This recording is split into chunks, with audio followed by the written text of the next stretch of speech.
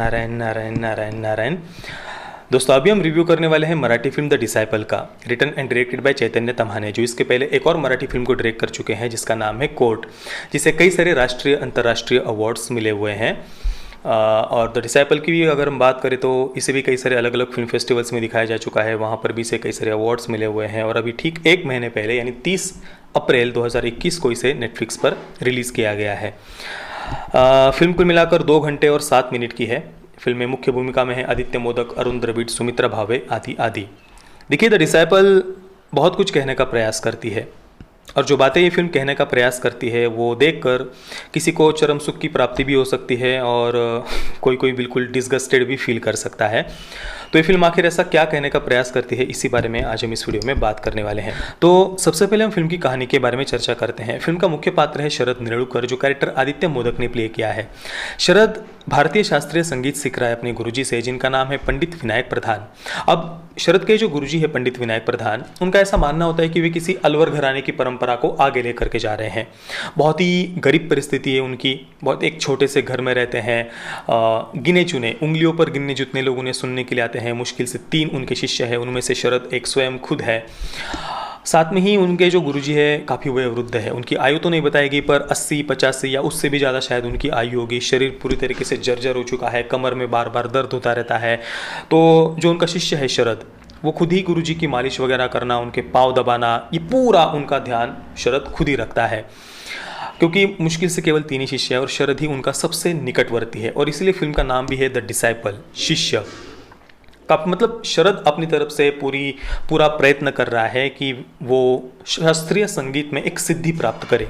जैसी बातें उसने अपने गुरुजी से सुनी हुई है, या उनके गुरुजी के भी जो गुरु है जिन्हें माई कहा गया है फिल्म में, उनकी कुछ रिकॉर्डिंग्स शरद के पास में है। तो उन रिकॉर्डिंग्स के माध्यम से उसने जो बातें सुनी हुई है उसके अनुसार वो शास्त्रीय संगीत में पूर्ण एक सिद्धि प्राप्त करना चाहता है। अब ये जो शरद का पात्र है, उसे जब भी समय मिलता है वो रात्रि में मुंबई की खुली सड़कों पर बाइक लेकर निकलता है और कानों में ईयरफोन लगाकर उसके गुरुजी के भी जो गुरु है यानी माई, उनकी पुरानी रिकॉर्डिंग्स वो सुनता है, जिन रिकॉर्डिंग्स में हमें एक बहुत ही गहन और हमारी प्राचीन भारतीय संस्कृति का ज्ञान हमें उसके माध्यम से सुनने को मिलता है। फिल्म की शुरुआत में ही जो एक रिकॉर्डिंग हमें सुनाई गई है वो मैं आपको पढ़कर बताता हूँ। ऋषि मुनियों ने सैकड़ों वर्षों तक साधना करके इस भारतीय शास्त्रीय संगीत को प्राप्त किया है। ऐसे ही कोई भी इसे सीख नहीं सकता, इसके लिए 10 जन्म भी कम पड़ जाएंगे। इस शास्त्रीय संगीत के माध्यम से ईश्वर प्राप्ति करने का मार्ग शास्त्रों में बताया गया है। भारतीय शास्त्रीय संगीत मुक्ति का मार्ग बताता है और उस मार्ग में त्याग सर्वाधिक आवश्यक है। अगर पैसा कमाना है, संसार में रहना है, परिवार को संभालना है तो भावगीत गाइए, फिल्मों में गाने गाइए, पर इस मार्ग पर मत चलिए। इस मार्ग पर चलना है तो एकांत और उपवास आवश्यक है। ऐसी कई सारी अलग अलग रिकॉर्डिंग्स हमें पूरे फिल्म में सुनने को मिलती है। अब देखिए, इस ज्ञान को सुनकर एक मन को बहुत शांति मिलती है, एक बहुत गहन और सुलझा हुआ ज्ञान हमें ये देखने को मिलता है। अब दोस्तों, माई की रिकॉर्डिंग जब मैंने फिल्म की शुरुआत में सुनी तो मैं सच कहता हूँ मुझे बहुत आश्चर्य हुआ। मतलब मेरे कानों पर मेरा विश्वास ही नहीं हो रहा कि भाई ये मैं क्या सुन रहा हूँ।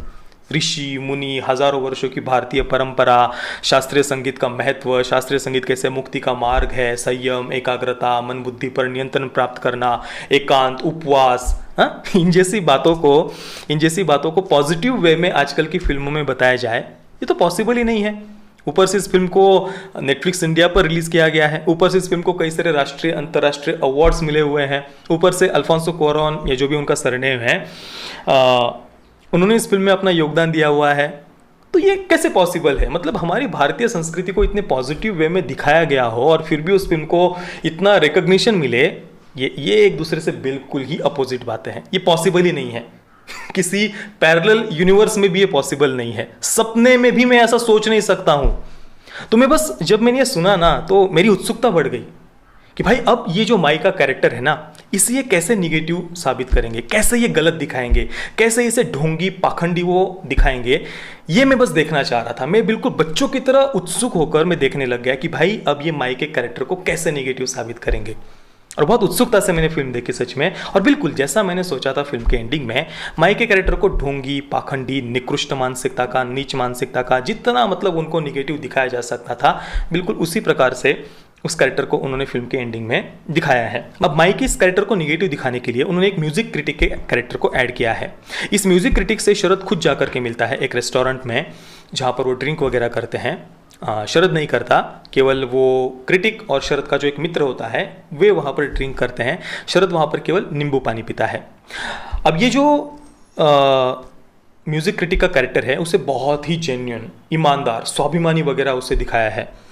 जब शरद भी उस म्यूज़िक क्रिटिक से मिलता है तो उसकी बहुत प्रशंसा करता है कि भाई आप मतलब अमेरिका में रहते हैं, फिर भी आपने भारतीय म्यूज़िक इंडस्ट्री के बारे में, हमारे संगीत क्षेत्र के बारे में जो ज्ञान आपके पास में है, जो नॉलेज आपके पास में है, जो स्टडी आपने की हुई है, मैं आपके आर्टिकल्स वगैरह बहुत पढ़ता हूँ, आपके स्टडी का मैं बहुत सम्मान करता हूँ, वगैरह वगैरह बातें शरद उसके प्रशंसा में वहाँ पर कहता है उस क्रिटिक के। इवन वो क्रिटिक भी शुरुआत में ये कहता है कि भाई मेरे पास में बहुत सारे रिकॉर्डिंग्स वगैरह पड़ी हुई है, पर मैं वो किसी को देता नहीं हूँ, भले ही कोई मुझे 3 फ्लैट ही क्यों ना दे दे मुंबई में खरीद कर, पर फिर भी मैं वो रिकॉर्डिंग्स नहीं दूंगा। इस प्रकार से एक स्वाभिमानी पात्र उसे दिखाया और बहुत ही उसकी जो बोलने का जो तरीका वहाँ पर दिखाया है, एक जेन्युइन पात्र उसे दिखाने का प्रयास किया है। अब इस कैरेक्टर के माध्यम से माई के बारे में बहुत सारी बातें हमें पता चलती है। शुरुआत में तो उन्होंने एक शांति देवी नाम के कैरेक्टर के बारे में वो बताते हैं कि भाई वो एक वेश्या थी, प्रेस्टिट्यूट थी, पर बाद में उसने जो शास्त्रीय संगीत में नाम कमाया, जो अचीवमेंट्स उसने प्राप्त की, बहुत गहन एक बहुत सफल वो रही, सिद्धि प्राप्त की उसने शास्त्रीय संगीत के क्षेत्र में। इस प्रकार से शांति देवी की उन्होंने प्रशंसा की कि वो एक वेश्या होते हुए भी उसने इस प्रकार से शास्त्रीय संगीत में सिद्धि प्राप्त की।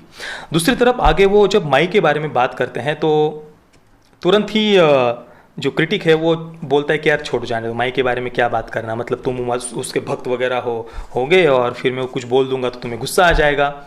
तो शरद कहता है नहीं नहीं नहीं नहीं, मुझे बताओ आप क्या क्या बातें हैं ऐसे माई के बारे में, आप मुझे बताओ।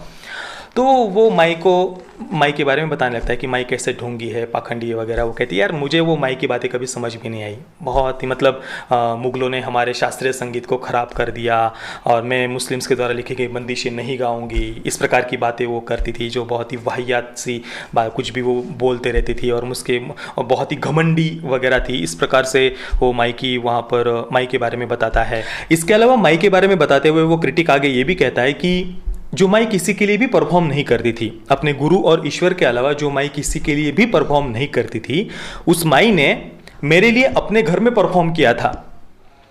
अब इसके पीछे का कारण क्या है ये मुझसे मत पूछो, ऐसा वो क्रिटिक कहता है। अब देखिए इस बात का क्या अर्थ निकालना है वो आप निकालिए, इसके बहुत सारे अर्थ निकलते हैं। और ये सब बताने के बाद में वो क्रिटिक एंडिंग में ये भी कहता है कि भाई ठीक है ना, भले ही इसे गुस्सा ही क्यों ना आ जाए, शरद को गुस्सा ही क्यों ना आ जाए, पर ये बातें आज की जनरेशन को पता होनी चाहिए ना कि भाई इन लोगों ने, माई जैसे लोगों ने कैसे एक्सप्लॉइट किया है हमारी जनरेशन को, कैसे इन्होंने उनका शोषण किया है इस नई जनरेशन का, माई जैसे लोगों ने। और ये सुनने के बाद में फिर जो शरद है वो उसके मुंह पर, उस क्रिटिक के मुंह पर नींबू पानी फेंक देता है। कुल मिलाकर माई के कैरेक्टर को ढोंगी, पाखंडी, निकृष्ट, नीच मानसिकता का दिखाया है। वो इस्लामोफोबिक थी ये बताया है। इसके अलावा उसने, माई जैसे लोगों ने इस म्यूज़िक इंडस्ट्री का शोषण किया, ये वहाँ पर एक और बात बताई गई है। और इसके बिल्कुल अपोजिट फिल्म में ये भी बताया गया है कि इसी इंडस्ट्री को सुल्तान साहब, उस्ताद निसार असलम शेख, फैयाज खान, इमरत हुसैन, खान साहब, इन जैसे लोगों ने कैसे रिच बनाया भारतीय शास्त्रीय संगीत के क्षेत्र को, ये दूसरी तरफ फिल्म में हमें बताया गया है। इसके साथ में ही माई को एक्सपोज करते हुए वो म्यूज़िक क्रिटिक और भी कुछ बातें फिल्म में बताता है कि सतीश रायचंद, जिसे माई का शिष्य समझा जाता है, वो तो माई से मिलने से पहले ही प्रसिद्ध था, उसे तो खान साहब ने सिखाया था। इसके अलावा जो शरद के जो खुद के गुरु हैं पंडित विनायक प्रधान, वो भी एक फ्रॉड है। ये अलवर घराना, अलवर परंपरा वगैरह ये सब भी एक फ्रॉड है, ये वहाँ पर वो म्यूज़िक क्रिटिक बताता है। यानी उस सीन के माध्यम से ये बताया गया है कि माई ना केवल ढोंगी थी, ना केवल पाखंडी थी, ना केवल निकृष्ट मानसिकता की थी, ना केवल वो इस्लामोफोबिक थी, पर साथ में ही वो दूसरों का क्रेडिट भी चुराती थी। पूरी तरीके से माई एक फ्रॉड थी, ये कुल मिलाकर उस सीन के माध्यम से बताया गया है। साथ में ही शरद के जो खुद के पिता है वे भी माई के शिष्य थे और माई को वे किसी साध्वी की तरह मानते थे, बहुत पवित्र आत्मा मानते थे। पर शरद के पिता को भी असफल ही दिखाया है, माई का शिष्य होते हुए भी, माई को इतना सम्मान देते हुए भी उनको असफल ही दिखाया है। पर ये सब कुछ सुनने के बाद भी शरद निरुलकर के आंखों के ऊपर की पट्टी नहीं उतरती है और वो ऊपर से उल्टा उसे सच्चाई बताने वाले उस क्रिटिक के मुंह पर ही नींबू पानी फेंक देता है।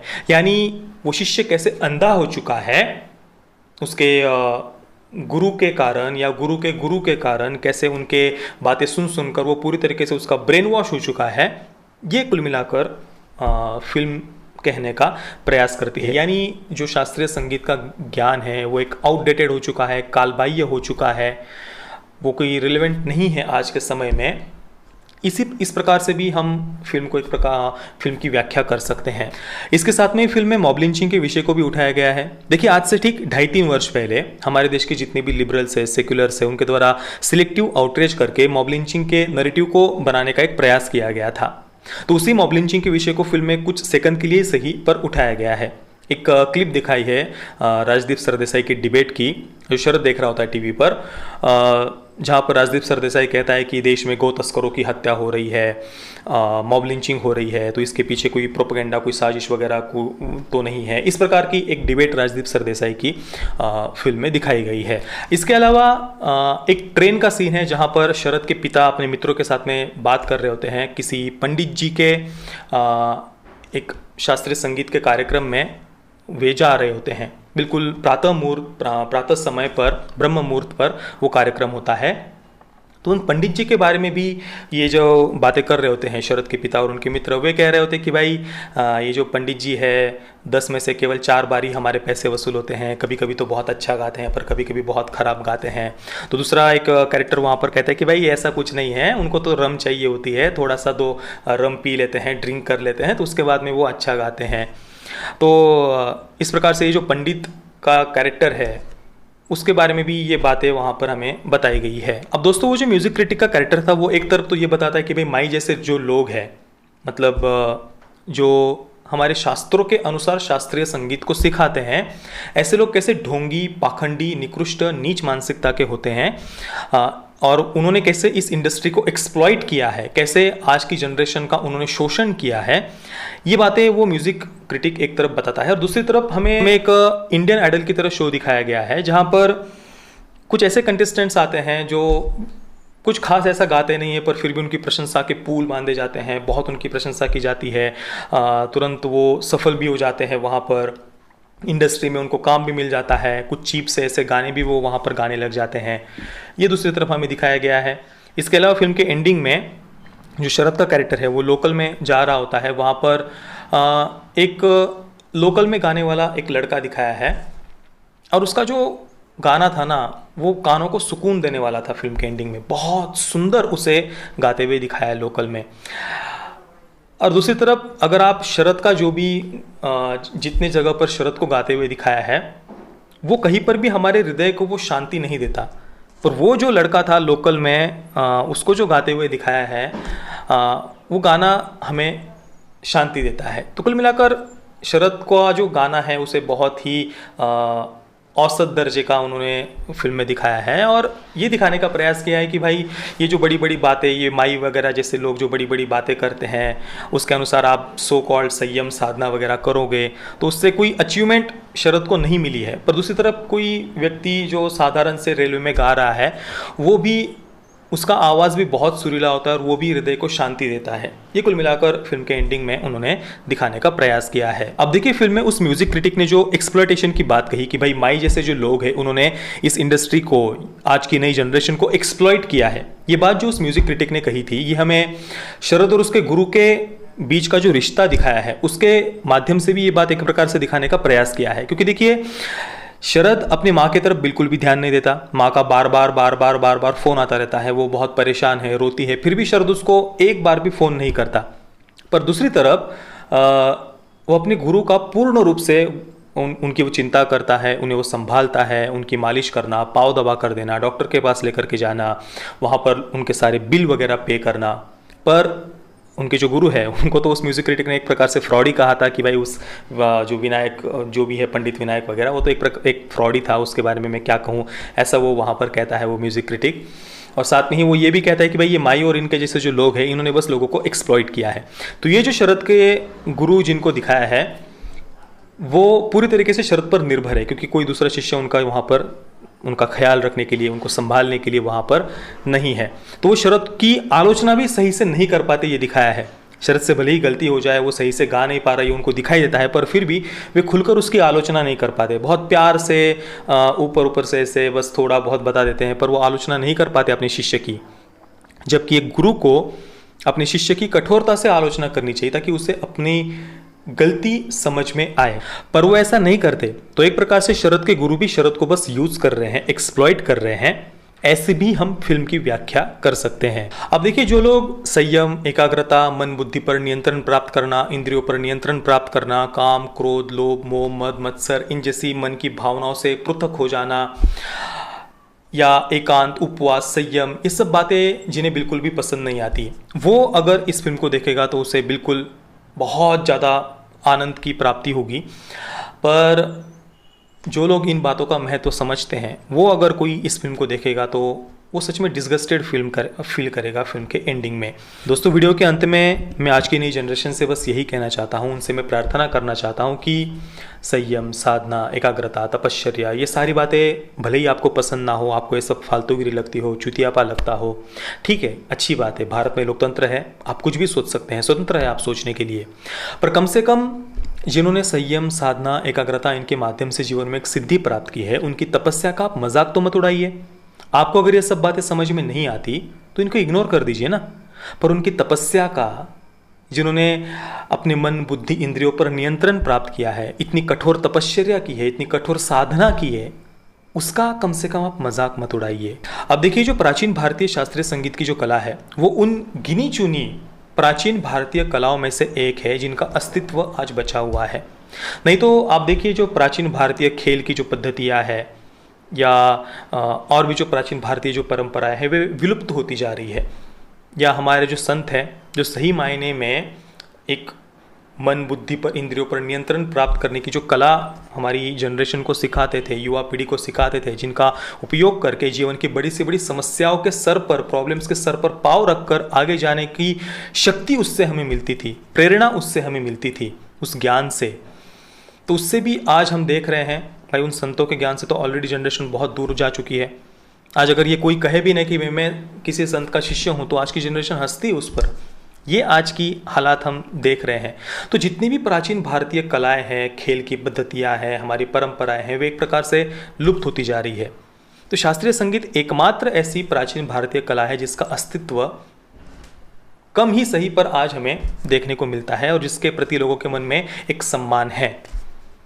पर द डिसाइपल जैसी जो फिल्म है, उसे देखने के बाद में पता नहीं, मतलब मुझे तो कम से कम नहीं लगता कि जिन्होंने सही मायने में शास्त्रीय संगीत की कला को संजो कर रखा है, उनका सम्मान ये फिल्म करती है, ऐसा मुझे तो कम से कम नहीं लगा। बिल्कुल उसके विपरीत ये फिल्म करने का प्रयास करती है, ऐसा मुझे कम से कम लगा।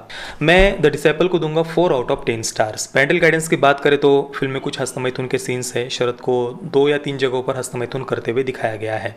वो कंप्यूटर पर पॉर्न देखता है, हस्तमैथुन करता है, और उसके दूसरे ही सीन में उसे ओमकार का गुंजन करते हुए दिखाया गया है। तो इस प्रकार के कुछ 2 या 3 फिल्म में हस्तमैथुन के सीन्स है। बाकी वायलेंस वगैरह तो फिल्म में नहीं है, पर परिवार के साथ में देखने जैसे तो ये फिल्म बिल्कुल भी नहीं है।